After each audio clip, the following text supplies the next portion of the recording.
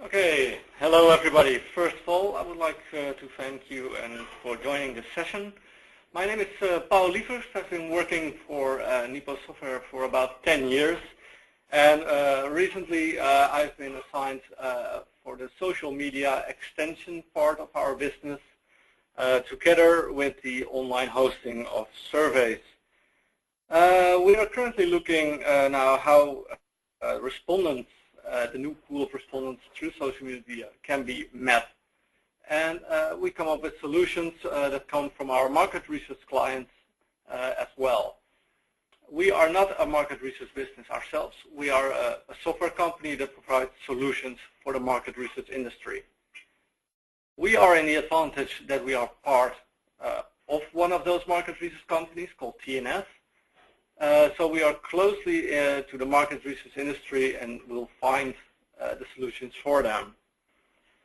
During this seminar, we're going to have closer looks at the Facebook community. I will try to do that with two sessions. One will be about the Facebook Community of the Year Award that has been held in Holland, and where TNS tries to establish a new index called the Facebook Community Index. The second project is one of the University of Denmark. It's more a sociological project, and it's also about political stuff that has been going on in Holland for quite some time right now. So, looking at the social media that's here today, there are three major players as we have established: Facebook, Twitter, and LinkedIn. Probably everybody knows them already. Where LinkedIn is more a business kind of application, and Facebook more a consumer kind of application, Twitter is in between. During our sessions, and also what we've seen from the market research industry itself, they want us to focus more on Facebook, because basically that is the fastest growing industry right now. As you see here, 845 million people are actively using Facebook. That is, of course, already a number that's old. Facebook itself, as I learned, is hoping to reach 1 billion users in 2013. Because of this, a lot of brands and organizations are also trying to get a piece of the action, and they want to have their sessions as well on Facebook. They create pages, they create organization brands, and try to get more and more people joining them. But how do they do that? Well, a couple of years ago it was just pretty new. Facebook and organizations just put up a page and people went on there and became a fan of that page.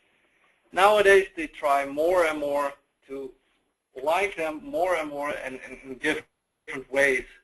Most of the things that I've seen are that they're going to give some bonuses, some gifts, some products for free so that they can join, so they will get more likes for their fan page. The problem, of course, that way is the drawback is that you don't have real actual fans anymore, but just people hoping to win something, hoping to get something for free. And at some point, the brand or organization doesn't really know who those people are anymore. Those likes will go up in the thousands, if not in the millions. And then, of course, the question from the industry came like, yeah, I got now a lot of fans, but I have no clue who they are. There, the market research companies came in and said, okay, we can help you with that, and we provided the tools to do that. Like I told you, TNS Nipo jumped into it. It's a Dutch company, and they said, okay, we got clients, we got a lot of clients, we got Facebook, we want to do something with it. Clients come up to them saying, okay, we need a solution for this. How can you help us? Instead of doing this individually, they said, okay, let's do it in a different way. We're going to do an award. Internet penetration is really high in Holland. Also, Facebook penetration is really high in Holland.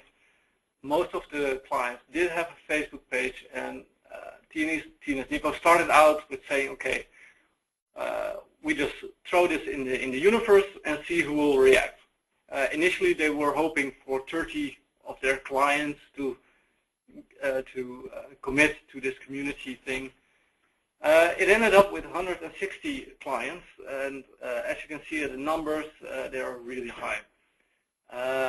They have now a big pool of people that would want to participate, and they made an award out of it. Because of all the PR and marketing, it went over throughout the whole Holland, and all those pages were very visibly searched on the internet. But there was a deeper meaning behind this, because they wanted to introduce a new metric, and here it becomes interesting. They want to make it more a human metric. There are a lot of metrics to measure the Facebook awareness stuff, but they said, okay, let's do it in a different way. We have 5 groups here, which are recommended. What about the content? Does your organization or your brand where you're a fan of, does it interact with you? If you have a problem, do they help you? And what do you like about them? All of these were bundled in only 5 questions to ask them, and it was called the Facebook Community Index.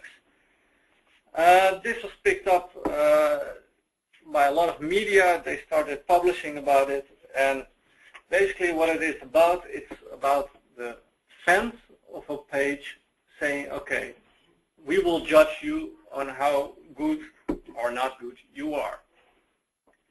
Technically, what they did, that's why we came in, they didn't want to have an open survey. They said, okay, it's fine if we post something on our wall and it will end up in the timelines and news shares of our respondents, but we do not want people from outside clicking on them.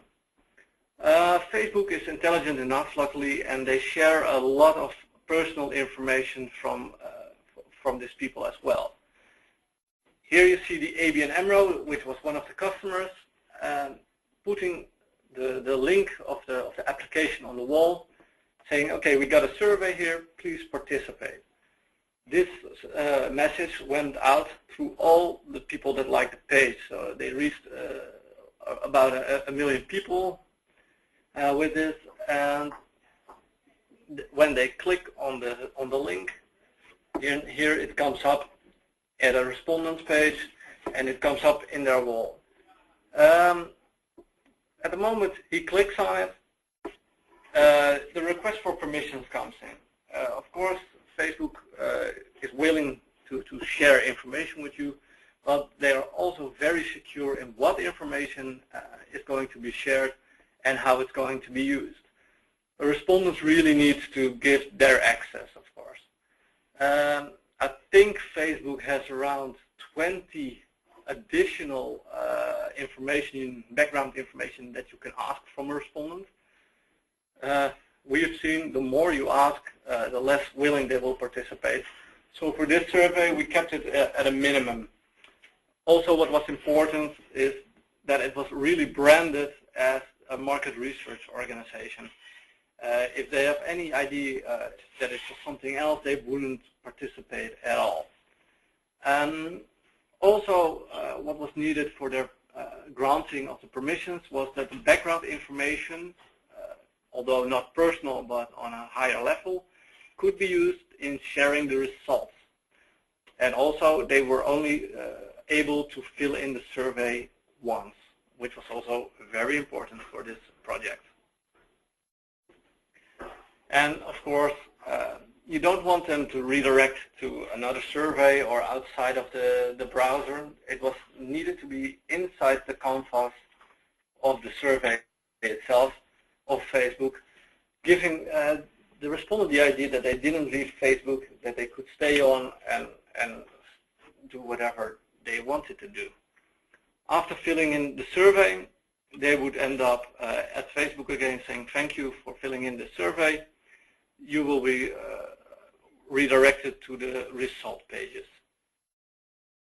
Like I said, 160 people, clients applied for this award. Only 102 qualified. That was basically the first selection. Some pages only had around 10 likes. That is, of course, not a real nice measurement for that. So they were deleted from the end list. And also pages that didn't got much response.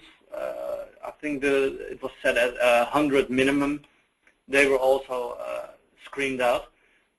From the 160, 102 stayed about. It was much more than they expected because they initially expected 30. And as you can see, there are some big names here: insurance companies, banks, but from every kind of industry. There was participation in Citroën is a car brand, and also some radio stations. The results. Well, the main goal was, of course, to get the tool out to their customers and see what they come up with. But the other things were also interesting. The main reason to join a fan page in Holland was, and how can it be else? It was sales and discounts and stuff like that. They really wanted to join a brand only because of the products they sell and see if they could get any discount or out of it at all. But what we've also seen that although you can have a brand that has like millions of likes or a lot of likes, it doesn't exactly mean that your Facebook community index would be high.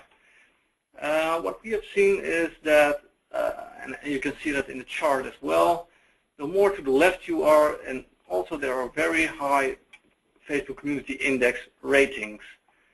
The higher brands with millions of likes, they didn't score that well actually. We would have expected that they would score a little bit better, but the less the likes were, the higher the score was. And of course, what we have seen is that interaction enhances recommendation.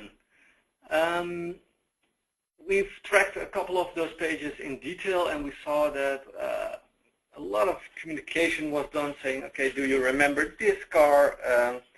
What do you like about it? And stuff like that. And we've seen that content is really still king out there. If you post content regularly, people will come back, people will feel much more attracted to your brand or organization, and they would like to, and that will higher up the recommendation to friends or other people. Another one is web care. We made a distinct change in pages with some web care and pages without web care. What they've done is we've seen Paul? that the pages that, yeah. Paul, sorry, I had a Skype call come in there, so that will have... Yeah, I saw Ray Pointer joining. Yeah, no, as you started, I thought, I didn't turn off Skype. Can I just ask you to go back, just start this slide again, and then we can just cut that bit out? Yeah, I'm back now. Oh, wow, I have 6 minutes left. Unbelievable. Yeah, so did you just go back a slide or forward a slide then? Back? I think he was calling on this slide, right? Yeah. I will go back one slide.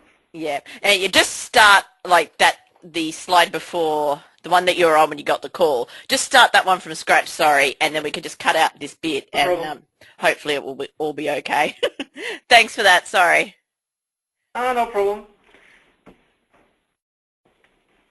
Another thing that was very interesting was web care. Web care really contributes to the recommendation.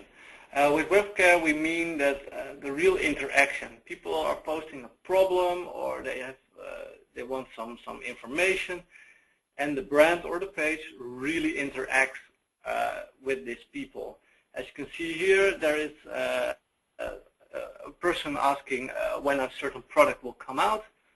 the brand will react very quickly, actually on the same day, saying, okay, it will be then and there on the shelves, saying things, and this really gives a more warmer feeling with the brand. And that will also end up in a higher Facebook community index. So basically the learnings will be that really provide a binding factor for your members. Web care and interaction can make the difference, and you don't really need to have a lot of likes to build up a really good community. High scores on this Facebook community index can be possible in every industry. It doesn't really have to be a very fancy product, for instance. It can also be a bank or an insurance company, as we have seen. Any type of industry are possible to have a Facebook community index. Of course, this is just an indication on how well your page is doing. It's a metric. It's a new metric introduced by TNS NIPO. They are willing to do this every year to make it more to become an industry standard. At this moment, Germany has also launched a Facebook award. Germany is, of course, a little bit bigger than Holland. There, the responses are incredibly high. And hopefully the results there will also be in line of what we have seen in Holland and try to make it more an industry standard. Hopefully next year we will see more of that and it will become a standard. Another one I talked about was another way of introducing Facebook. Is the study by the University of Southern Denmark. It's a completely different way of doing research. It's more a sociological experiment where they ask the political opinions of your friends. Facebook allows you to import all the friends that you have. You can make a selection here of 6 people, and then you are asked to put them somewhere in your in a political favor. Are they more left-winged? Are they more right-winged? Give them a way to show where they stand in the political field. Facebook allows you to do this. It does not allow you to broadcast the specific details about your friends, of course. And especially in Holland, we had just had the elections, and it was a big shift again. This study was done before that, and they were asked, of your friends, where would you rank them and which political party? And the nice thing of this was, after this, these friends were automatically invited for the same survey and give them and show them to all your other friends. So everybody could judge each other, and after that they would put all the matrices together and see what came out, how well do you know your friends, and stuff like that. The study is done, but the results are not in yet. The learnings are still to come. It got a lot of attention from other universities and sociological entities. And this snowball effect was pretty large. From the friends that were selected, almost 4 out of 6 filled in the survey of that friend as well. It resulted in a lot of data, and much more than they had expected. This was really an experiment on how Facebook could be used in political statements, and see what the results would be. Hopefully next year I can tell you the conclusions of that.